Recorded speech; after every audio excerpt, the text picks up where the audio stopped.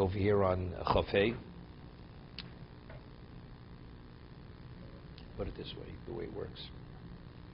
We have no answers. The pain for the parents and people, it's unlimited pain. But the girl, where she's at,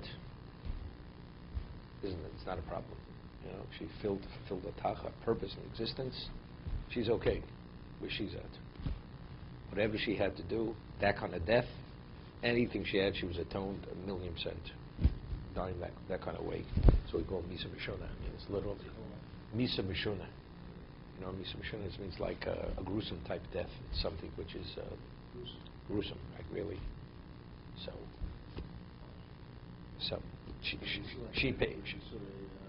she paid her whatever. Nobody's perfect. She paid her price. That's the end of it. Especially something doing chesed and mitzvah, for sure. I'm just saying. So, but look what the parents have to deal with and the friends have to deal with. You know, just think of it. Nope. Kodesh Baruch should have rachmanas. You know, hamokim yinachi. Only Kodesh Baruch can console this kind of thing. Humanly, it's impossible. You know, for a person to be consoled.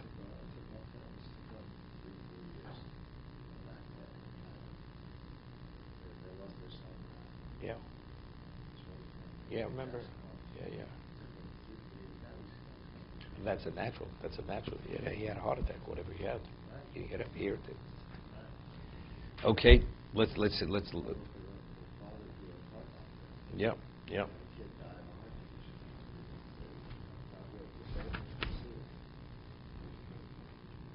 Okay.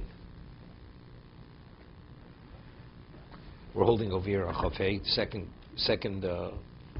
column, the Maharal. It says the third question asked him, did you engage in procreation? So he explained that a person doesn't. What is he? You're an individual. I mean, you're a prat. But if you engage, then you're participating in the klal. You understand? If you perpetuate the species, that means you're connected to the klal. If you have no interest, so where do you begin and where do you end? It's you yourself. That's a prat.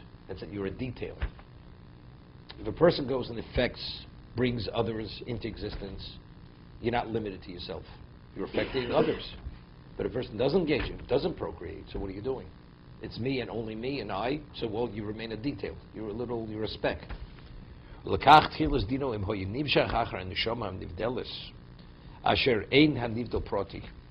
Anything that's spiritual is not a detail. Spiritual, the neshama is everything. Something which has limitation is only because of its physical characteristics. What are you doing? You're actually limiting the demus, right? The neshama is called demus. Tzelem et demus elokim. God created man in His image. What's the image of Hashem? What is the demus? Demus means it's unlimited. Hashem is unlimited.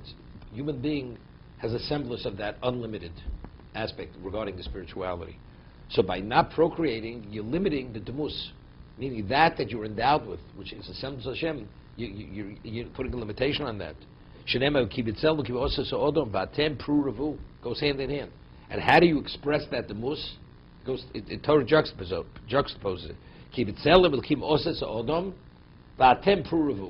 Therefore, you should procreate. So you see, it goes hand in hand. The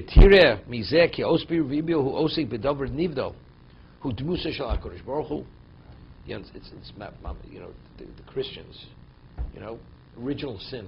The priest is celibate. He's celibate, because he's kodesh. The prostitute is also called kodesh. He's kodesh, kadesha. So, but the average man, he's tainted with original sin. So therefore, he goes in, he participates in this dirty, disgusting type of behavior. That kind of thing. Chas v'sholom. It says,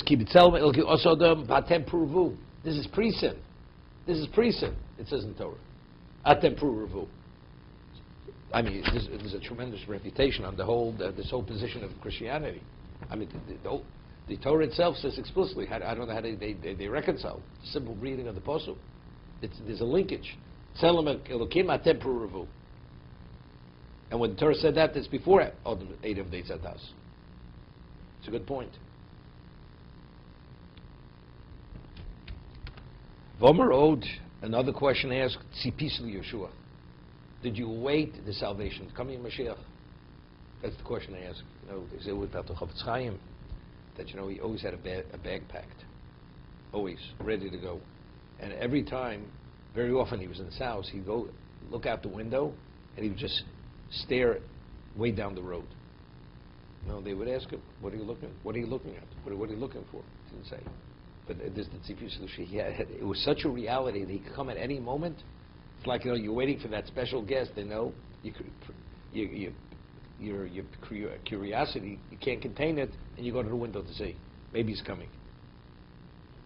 So that's a question. See, Bir inyan zeh ki anivda hu bepoel tomid, v'odem gash beinu bepoel, raku bekoach, ki zeh inyan achomer.